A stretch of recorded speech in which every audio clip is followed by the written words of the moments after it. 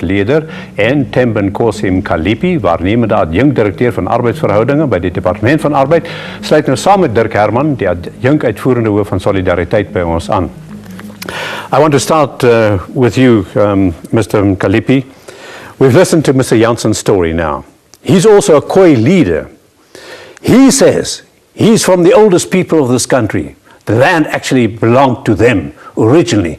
But today in South Africa, there's no place in the sun for him because of you, a black man telling him as the original owner, you must go.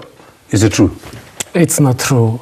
We should not generalize over this one case and put it to every individual and colored employee in this country. There's no law, and we have not done anything to that effect. But the law and also the court in Cape Town said you must adjust the law because it's unfair specifically against people like him. No, the court did not say that we should adjust the law.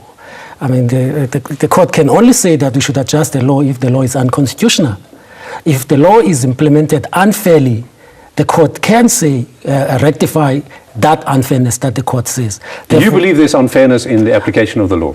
Well, we think that there are mistakes that have been made by not only government, by private companies in the implementation of the law.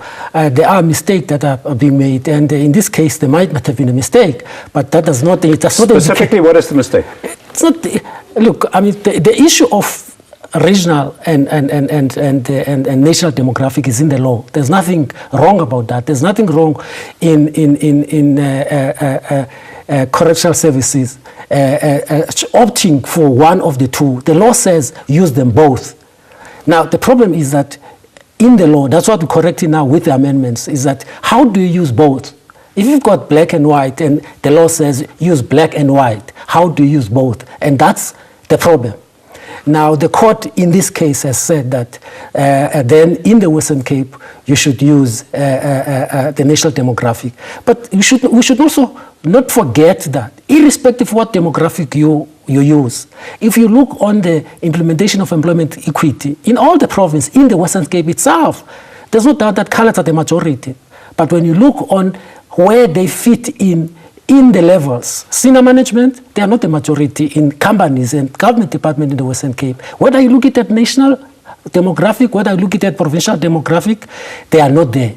Therefore, for us, this is just a small issue. The fact is we should all implement the law so that the majority of the people in the Western Cape, whether you look at what demographic, should be able to benefit. And the demographic of the Western Cape should reflect the EAP as proposed. It doesn't matter for us. Whether you look at national or regional, they are still below what they should be generally.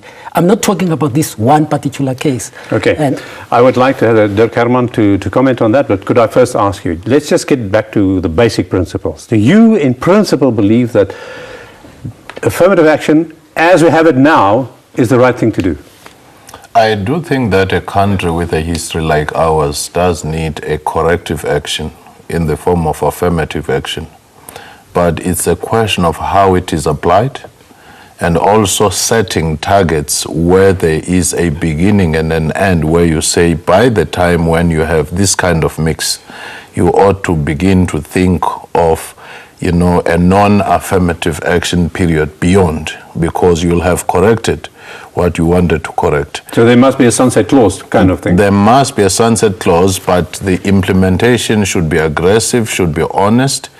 But once you start looking for the weaker person to fill a position, because there is nothing in affirmative action, by the way, which says an unqualified person should be given a position. There is nothing which says comrades or friends or nepotism should be used in the name of affirmative action.